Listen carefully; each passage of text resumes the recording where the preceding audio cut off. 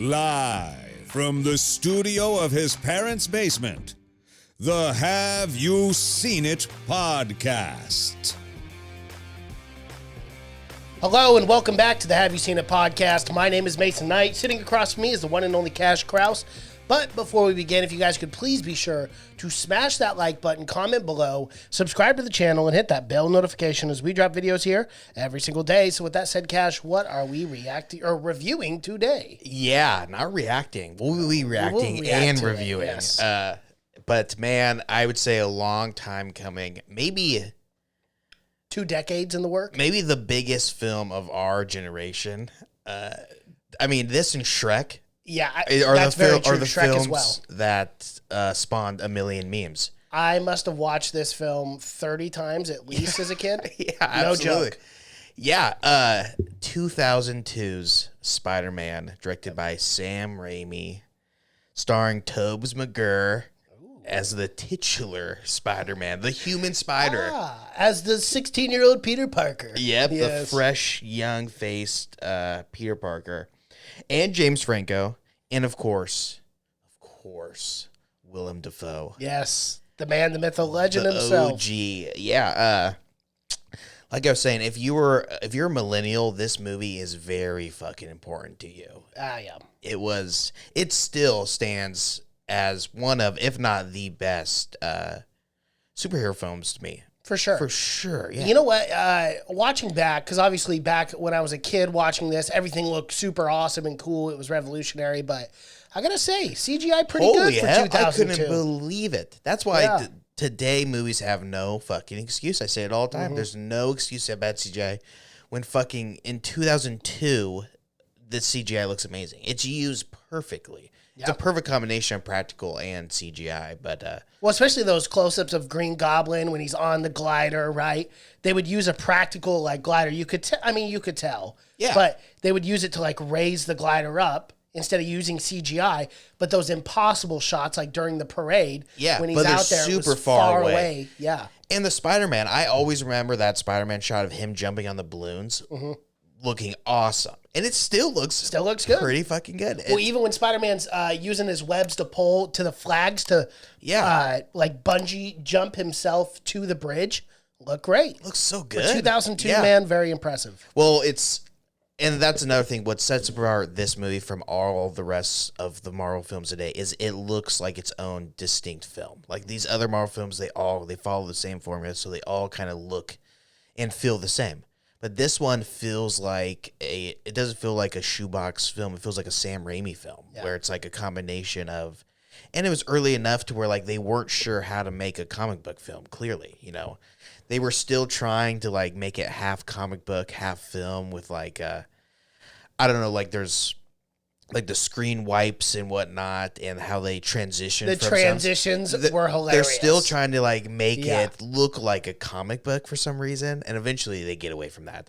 But the original Hulk did that too. Yep. Ang Lee Hulk with Eric Bana, they definitely used the comic book. Like whenever they go from one scene to another, a page would like flip or whatever like that. The only thing that they took away from this one was the Marvel intro, where it's the page flipping. Mm-hmm. This is the first Marvel film to use that. Wow. And that's the only thing that they kept. None of the transitions they used again. You know something else they used? A Stan Lee cameo. Oh, yes, of course. Yeah. I always look for those, especially like going back and reviewing a film that I haven't seen probably in 6 or 7 years, But just see young Stan, these ones were great when it was actual cameo and he didn't have like a role in the film. Yes, yeah. Like these ones were. It was like the Alfred Hitchcock cameo. Yeah, where it's like you can almost miss him if you're not looking. But Easter egg. And then it became like cute, like he had like long lines and stuff, dialogue, monologue. Like, what's going on here? But this one is, he's saving someone. Mm-hmm. He's saving the girl little girl from getting the smashed. debris. Yeah, what Debris. the fucking. That's heavy debris. Like those people were not moving fast enough either. No, a lot of them just looking up like I'm deer in telling you, headlights. 2 minutes after that thing is broken, Spider-Man looks down. Still a crowd. Still crowd. They just what watching. is happening up there? Me, I see that explosion. I'm running. Oh, I'm full on gone. sprinting out This of is there. 2002. 1 year post. Yeah, 9/11. I mean, come on, folks. I hear a balloon pop, and I'm hitting the dust. Yeah. We can joke now. We can. It's been 20 years. But this film, strangely enough, I remember specifically had a ton of promotional stuff with the Twin Towers in it that they had to go back and cut out. digitally remove. The poster was him staring at the New York skyline with the two towers two towers, prominent, yeah. huge. Yeah, and there was even I remember specifically, like, in my mind, there was even there was a trailer or teaser trailer where there's a helicopter he's chasing, and he goes between the two towers, and he makes a web that catches the helicopter. I remember it specifically, yeah, and I guarantee they had to go back and delete. Oh, they absolutely had to. Yeah. Bad timing on that. Bad timing, Yeah, unfortunately, but yeah, it's just a strange time. But this film, like I said, it's very, very dark and gritty. Especially, we'll jump all around, but that final fight when Spider-Man is getting something you just wouldn't see in a Marvel, and he's bloody. The wounds are very bruised, realistic. Yeah. He's fucking beat up. And then Willem Dafoe, Green Goblin, getting impaled, and not it cutting away immediately, but him going and him like screaming his body in complete shock, and him like scraping, like trying to get off of it. You would never fucking see that in a Marvel film. I mean, a Disney Marvel film, because remember, Disney did not own Marvel at this time. But yeah, you'd never see it. It's crazy. That death, and I'm like this. Oh, it scarred me as a kid. Yes, it did. It stayed with me my whole life. If I had to pick out one movie death, it was always Green Goblin for me. Yeah. Like that was the one that really hit me because the surprise was so good too. You know, like obviously with the spider sense and leading up to that, and, he's like, he's obviously doing the whole Peter, it's me, it's Norman, it's me. Good, you know, and then does the time to die, Spider-Man. You spun your last web, Spider-Man. I love the line. That's something, I mean, that they kept also like trying to keep with the comic book is the fucking one-liners. But everyone's they worked with Willem Dafoe. It was and Spider-Man. Spider-Man perfect. does a lot of one-liners. Yeah. But it's perfect. It works perfectly. I wish they kind of kept that formula, that spirit a little bit more in the newer films, because it's definitely erased. But yeah, the grittiness. People die in this film. They do die. A lot of people die, and it's brutal. Yeah, even civilians. Oh, you had a few of them die. They get vaporized at one point. Yeah. What is that? Right. I know. That technology is like, it's a leap. The glider, I kind of get. Right. But the vaporizer, no skin on bone. Little ahead of its time. Yeah, for sure. You tell me the military did not want that? Yeah, no shit. That general's like, not signing that contract. Completely erases all evidence, all human life at all. It's like the perfect weapon. No.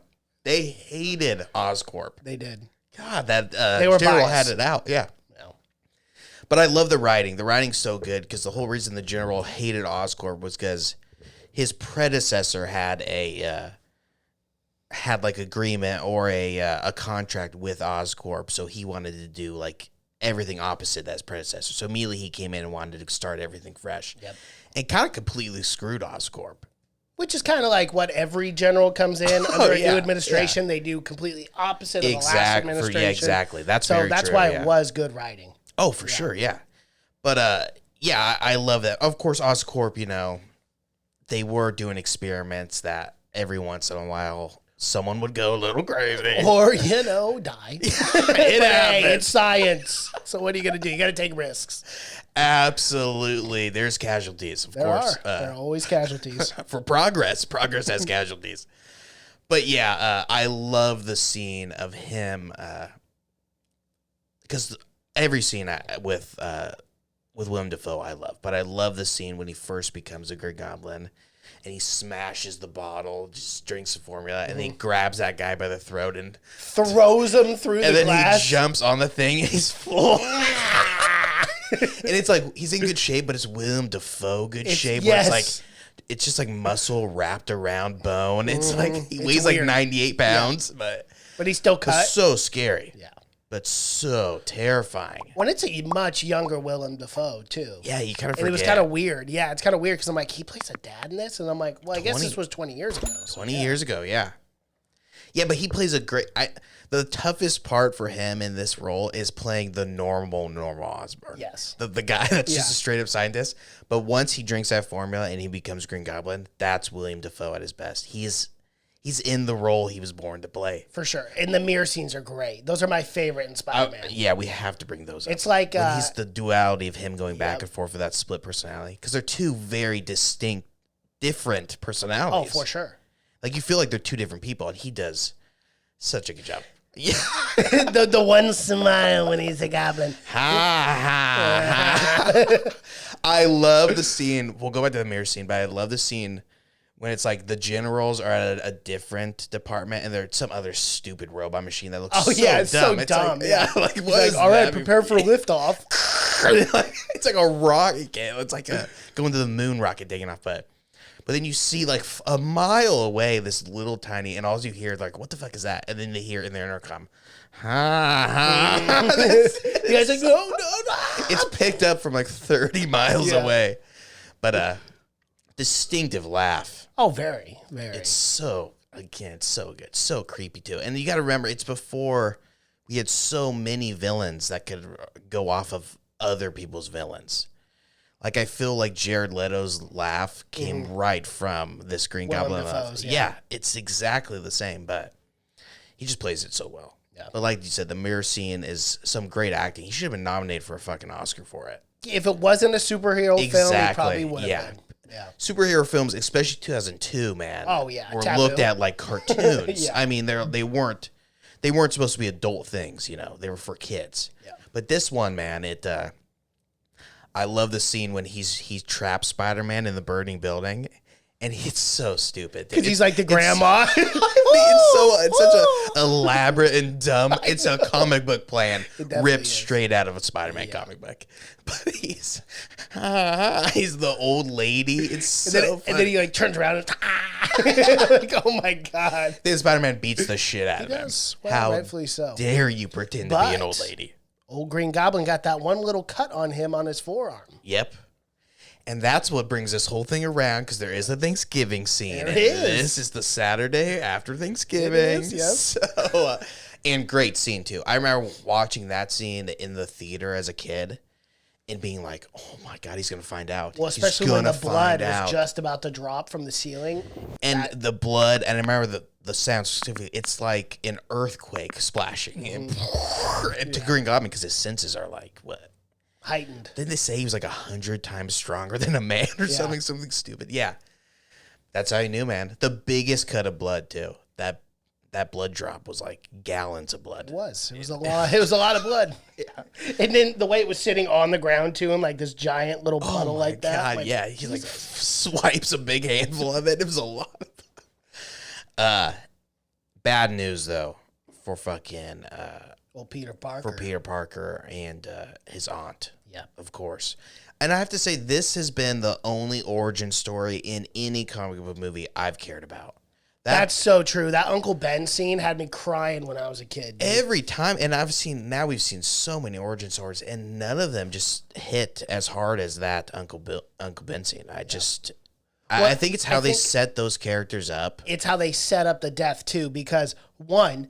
The last thing Peter Parker ever said is, well, then quit trying. Or then stop, that library scene pretending is so brutal. to be not my dad. Yeah. And you're like, oh, my God, you feel so bad. And then, obviously, Peter Parker goes to the wrestling event, gets gypped out of $3,000, only gets paid $100. Well, we'll talk about the bone saw scene. Which is great. Have to, but yes, go on, yeah. And then, obviously, has the abilities. He knows he's, quote-unquote, Spider-Man at this point. And doesn't stop the robber, the same robber. He immediately starts uncle. abusing his power. Yeah. Like any kid would do if they had not a great fucking uncle / parent to tell them. But yeah, of course, the ultimate demise doesn't stop the robber that ends up killing his uncle. His uncle. It's very poetic. R.I.P. Very, man. yeah. But that scene of him holding a man, it's brutal. But like I said, it's all building up. They were so smart. Sam Raimi was so smart not to just breeze through that origin story like they do with a lot of comic book characters. Is they'll sum up the origin story in a quick 5 minute in the intro or whatever. But it was very smart dedicating a third of the film just to that, because that sets up the entire fucking character. Yeah. It's a huge part of who Spider-Man is, and they do a great job of it. And, from then on out, he never abuses his power, because, of course, great power comes great responsibility. And Uncle Ben was just throwing out those lines, and he was not, Spider-Man, or Tobey, Peter Parker was just not appreciating the advice he was giving him, man.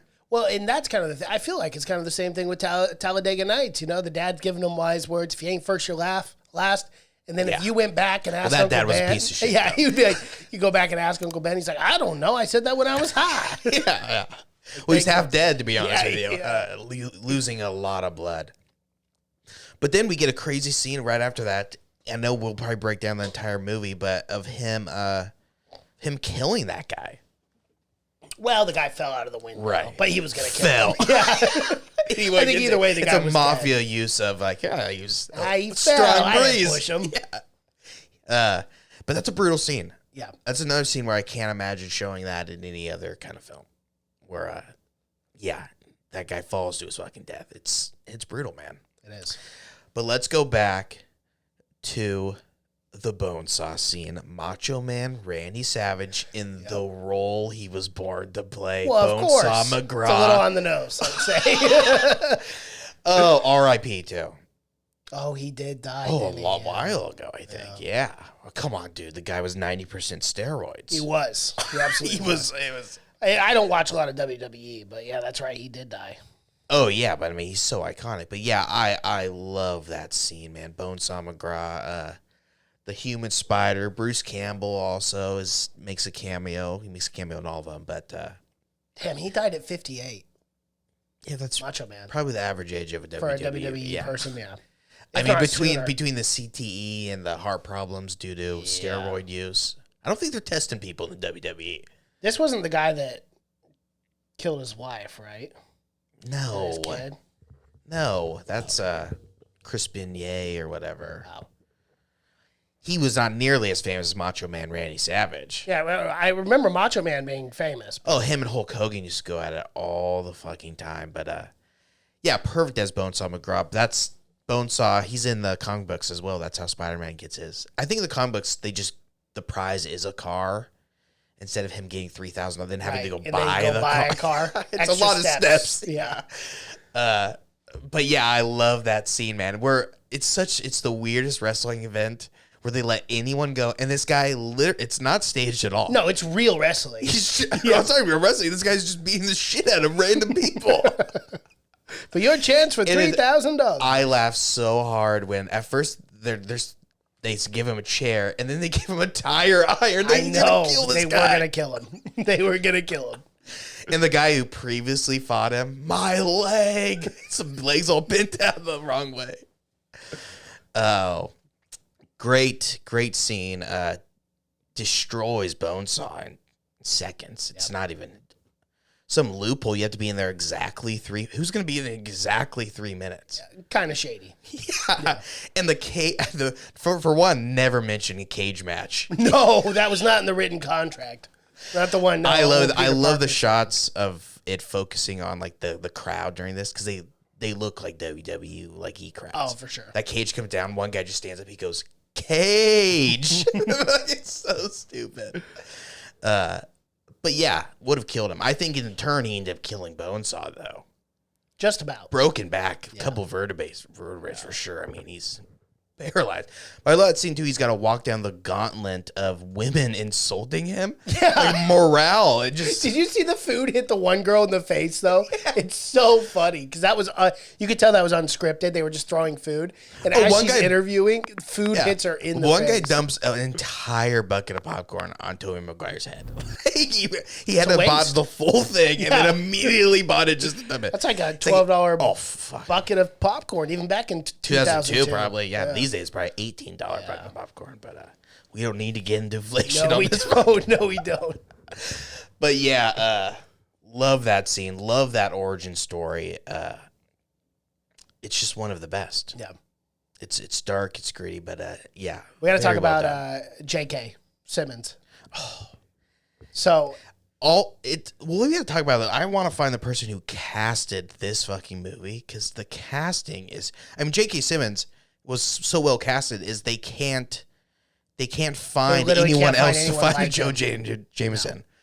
So they just play. So now he's just in every iteration of universe. Spider-Man. Yeah, which I actually kind of like. It's kind of weird, but I like the fact that he goes in between To different me, worlds. in my like own mind, it's like he's like jumping in between, like he's some other being where he's like jumping in between these universes. He's like the only one who's able to do it because it makes no sense either way. Yeah. I mean, but yeah, he's fucking perfect. The Daily Bugle. Yep. He's amazing in this, Which role. is in our intro. If you guys ever hear our the Daily Bugle says these guys I forgot. are This is super a long legit. time coming for us to It review is. this film. It really yeah. is. But yeah, he's perfect. What a shitheel he is, though. But ends up protecting Spider-Man at one point. So that was the most crazy character development, if you want Yeah, to call it that, for but sure. in the film. Because I thought for sure a guy, a this piece of shit, slimy was going to be he's giving actually up a Spider-Man. stand-up guy. Yeah. He's like, I have no idea. He just mails them into me. And I'm thinking, this guy's on the verge of death. I know, and he hates this kid. He's known him a week. I mean, he's never. Every time he's talked to him, he's yelled at him. He fucking can't stand Peter Parker. I love the initial scene, though, before this Green Goblin scene, when Parker comes into his office and he goes, shit, or whatever he says. Yeah. Terrible crap. They're all the whatever. best shots. Dude. Yeah. No one is giving him Spider-Man like, shots. I'll give you $200 for these. He's like, take it or leave it. I got other people coming in. No. And then Peter Parker gets up and he's like, no, God, come here. Come here. I'll give you 300. They'll be on the front. You can get a check. Yeah, get the So check on the way funny. out. It's So so funny. funny. Yeah. He was just trying to lowball this poor kid. Well, the other funny is again, it's not most of it's not CGI, it's practical. So that explosion of when I swear Right. Jakey's actually blew up. Poor Aunt May, too. Oh yeah. And that's one other thing as I love is the explosions. You can tell when it's CGI versus real. These are real fucking explosions. Yes, they right are. there. Yeah. And so yeah, like you said, with J.K. Simmons when he burst, God, it's like he overbid. Love He was it. not expecting that much. Jameson. It picks him up. Yeah. So good. And then Spider-Man easily trapped in that scene. So stupid.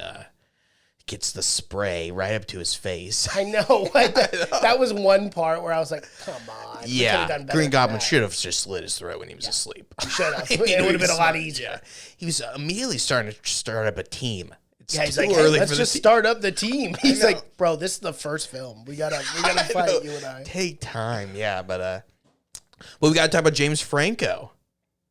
Well, I mean, he's as Harry Osborn. A very young James Franco. And again, great This is casting. his biggest role of 2002. I mean, for sure. He's coming off Freaks and Geeks, but like this is huge for him. But Well, and he was perfectly cast as the rich kids, he's or the such a- rich, yeah, he's so father's annoying. kid. You know, where he it's is- like yeah, he's kind of cool, but yeah, he's kind of cool, but like he's not clearly smart. pampered. He's not Peter Parker. yeah, and he doesn't take after his dad at all. No. Besides being slimy, Right.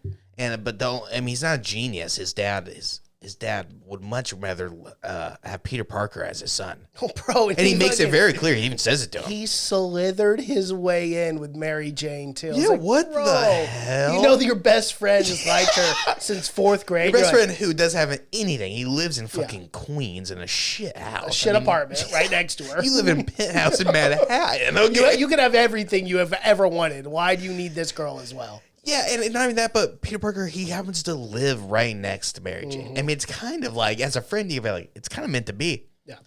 No, he takes every advantage. And that was right after she broke up with her 30-year-old high school boyfriend. Flash. Which Flash? Okay, I wouldn't want to fight me either. That's the best. I don't want to fight you, Flash. I wouldn't want to fight. me. I love that line. Dude, okay, so we got to talk about that. Typical early 2000s film. They had 30-year-olds play 17-year-olds in this film. I was laughing so hard looking at for sure. Flash, like especially when they're walking through the Spider Museum or the Spider Laboratory, because I was like, dude, that guy looks like he's in his 30s.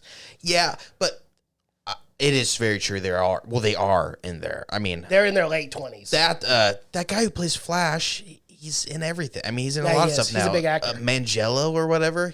He was supposed to be Deathstroke. Yeah, he was. Remember, he had that cameo as Deathstroke, and then he, unfortunately, that fizzled. So sad. Yeah, I know. But yeah, but it's true. Whenever you look back at high schoolers, they always look like they're 30 years old. Yeah. I mean, whatever. It's because we associate like the clothing and whatnot to being older. Because when I look at pictures of my dad in high school, he looks like he's 30. I mean, he's got a mustache. He's got a full fucking mullet going on. That was weird too. When I saw my pictures of my dad, he had like a mustache and a mullet. You're right. Yeah, so people, like, it's always the kind of thing. Whenever we see high schoolers, I mean, some 20 years ago or whatever, they always look older. Yeah. Especially look at high schoolers in like the 50s. Mm-hmm. They're wearing suits. I mean, what the?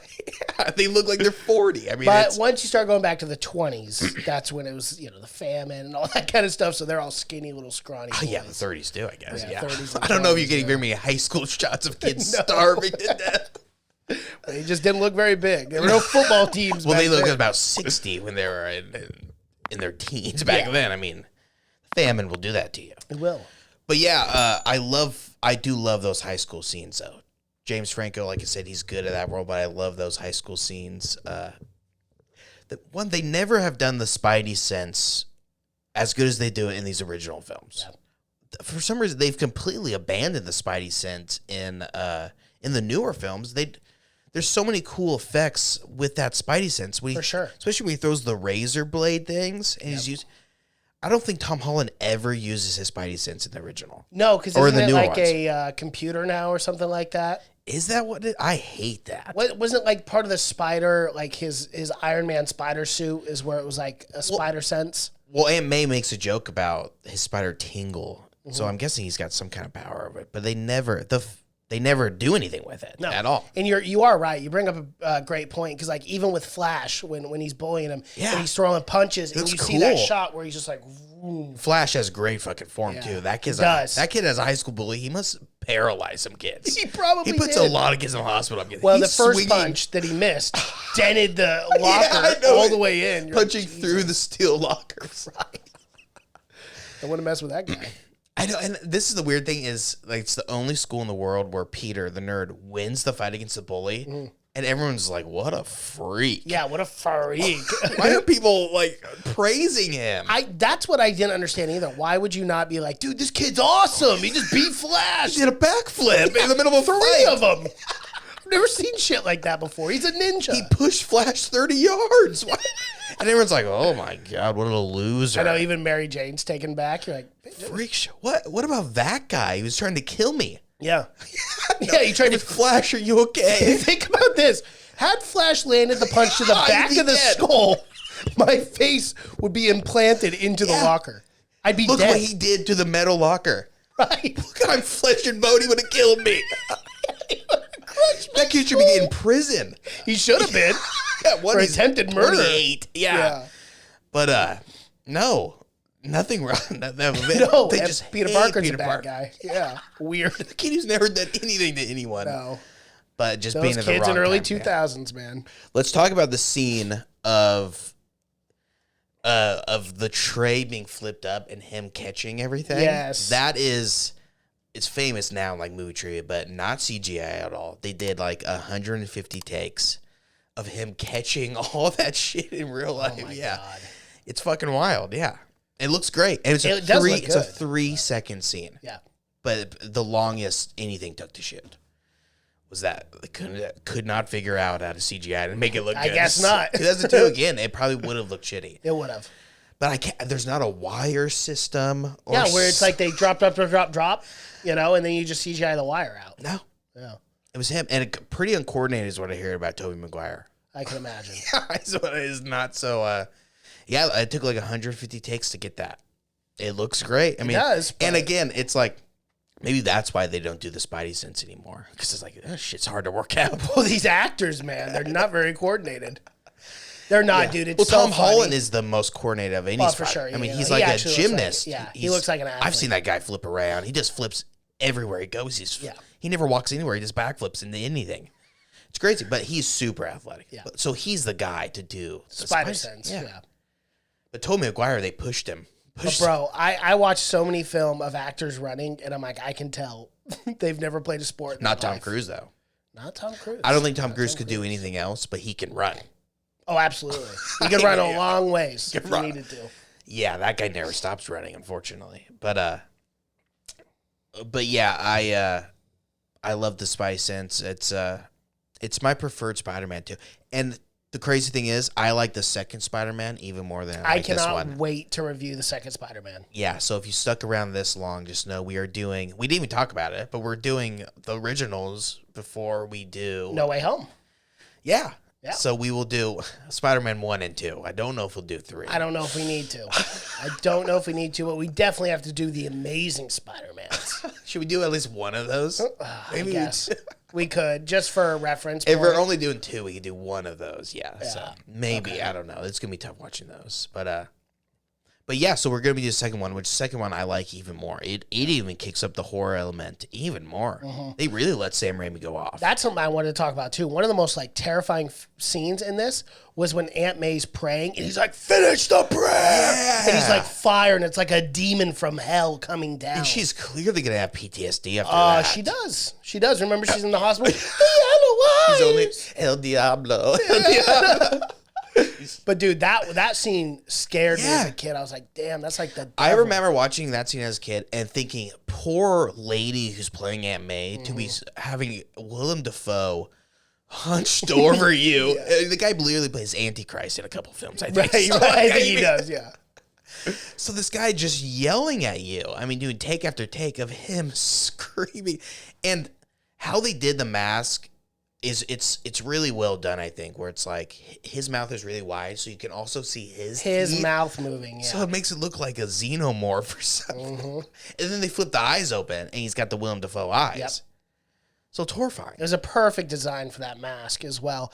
Budget for this, $139 million at the time, which is a huge budget. But at the box office, crushed $821.7 million. First movie ever to make $100 million opening weekend. Wow. Even for adjusting with inflation. Wow. Yeah, That's wild. Ever to make. That's good for them. This is, I mean, people, you got to realize that this is the movie where it's like people high up in movie studios started realizing, oh shit, we got to jump on this immediately. Yeah. I mean, this thing is a cash cow, and they had no idea. So they started immediately buying up every fucking right to every superhero that you could possibly imagine. Then X-Men came and all that, and it was just a landslide from here on out. Because this movie, man, first movie ever to make $100 million. That's wild. And you bet that they started making Spider-Man 2 quick. Yeah. Tobey Maguire, $26 million to make. He got paid $26 million for the next 2. That's probably why the guy doesn't work anymore. Yeah. But imagine that. Imagine they were going to pay Christian Bale. So I think he got paid $26 million for all of them. So imagine they were going to pay Christian Bale $50 million to do a third Batman movie for one movie. I mean, it seems like a lot, but it's 3 films. Yeah, so since Spider-Man, right? He did Seabiscuit, Spider-Man 2, Spider-Man 3. He does not have very many movies. But since then, Brothers 2009, The Great Gatsby 2013, Pawn Sacrifice 14, The Boss Baby, which is an animated film, 17, and then Babylon coming out in 2022. So this guy works like once every 5 years. Yeah, which I don't mind it, you know. No, that's fine. Hey, he teaches their own, man. Like, he's enjoying his life, enjoying his money. And the stuff he does do, it ends up being pretty good. I mean, that Two Brothers movies was,